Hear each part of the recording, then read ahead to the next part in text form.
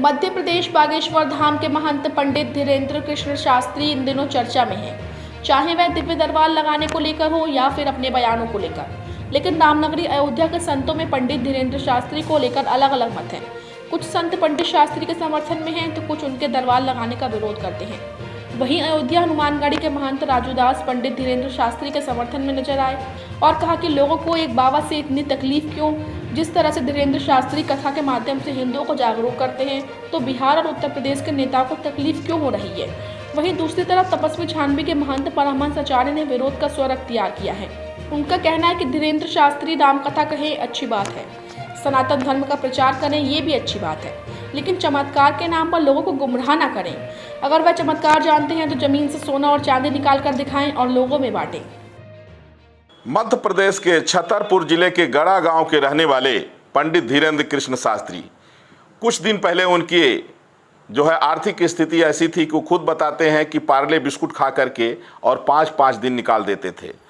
कई बार मैंने उनका पुरजोर समर्थन किया है, लेकिन वो जो दरबार लगाते हैं और जिस तरह से बताते हैं कि बागेश्वर धाम में 40 पेशी करो तो दुख दूर होगा, तो आते रहो तो दुख दूर होगा, इसका मैं विरोध करता हूँ।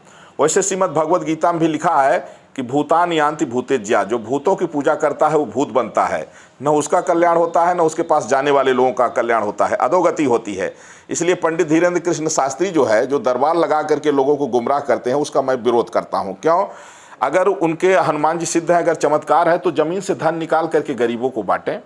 वो दरबार लगाते हैं जो, और जिस तरह से वो बताते हैं कि बागेश्वर जाने से दुख दूर होगा, तो और जगह के जो हनुमान जी के मंदिर हैं वहाँ फिर पुजारियों का क्या हाल होगा, वहाँ कौन जाएगा। इसलिए हनुमान जी एक ही हैं और पूरे दुनिया में जितने हनुमान जी के मंदिर हैं, सब जगह जो आसपास के मंदिर हैं वहीं जाएं, वहीं जो है तो आप जो है तो सिंदूर चढ़ाइए, हनुमान चालीसा का पाठ करिए, आपका दुख दूर होगा। लेकिन बिना पढ़े कोई पास नहीं हो सकता है, बिना व्यापार करे आपको जो है तो काम नहीं चलेगा। इसलिए हमारे यहाँ बताया गया है कि आप कर्म करिए, कर्मण्येवाधिकारस्ते, बताया गया गीता में कि आप कर्म करिए। वैसे भी है कि कर्म प्रधान विश्व रचि राखा, जो जस करे सो तस फल चाखा। कर्म करिए, अगर आप कर्म नहीं करेंगे, तमाम बड़े बड़े साधु संत हमारे बीमार हो रहे हैं, अस्पताल जा रहे हैं, अगर आपके पास चमत्कार है तो आप ऐसा चमत्कार करिए ना कि वही ठीक हो जाए। तमाम में जो है तो ये जो हॉस्पिटल बने हुए हैं, अगर आपके चमत्कार से लोगों का दुख दूर हो जाए तो फिर वो इसकी ज़रूरत क्या है। यह सिर्फ मूर्ख बनाने का काम है। और जिस तरह से वो मेरे पागलों, ये अमर्यादित शब्द है, गाली है, इसका मैं विरोध करता हूं। दूसरे के लिए सम्मानजनक शब्दों का प्रयोग करना चाहिए। पंडित धीरेन्द्र कृष्ण शास्त्री भारत को संवैधानिक रूप से हिंदू राष्ट्र घोषित कराने के लिए जो आवाज़ उठा रहे हैं, ये इसका मैं समर्थन करता हूं। वो राम कथा कहें, कृष्ण कथा कहें, सनातन धर्म का प्रचार करें, अच्छी बात करें, उसका मैं समर्थन करता हूं। लेकिन लोगों को जो गुमराह कर रहे हैं, जो लोगों को ठग रहे हैं, जो लोगों को जो है भ्रम में डाल रहे हैं, उसका मैं उनका विरोध भी करता हूँ। जनता से भी अपील करता हूँ कि आप बच्चों को अच्छी शिक्षा दीजिए, अच्छा स्वास्थ्य दीजिए, अच्छे संस्कार दीजिए। बच्चे आपके पढ़े लिखेंगे तब नौकरी मिलेगी, केवल वहाँ भीड़ लगाने से नौकरी नहीं मिलेगी। एक बाबा से इतना तकलीफ क्यों?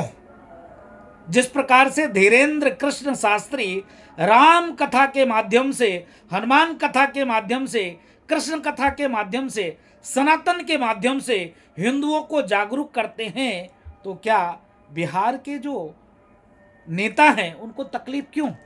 अब उत्तर प्रदेश के नेताओं को भी तकलीफ होने लग गई। समाजवादी पार्टी के नेता का बयान उनके लिए खराब है। अगर देश के सारे संत इस प्रकार से जग जाए तो मुझको लगता है राजनीतिक लोगों की लुटिया डूब जाएगी।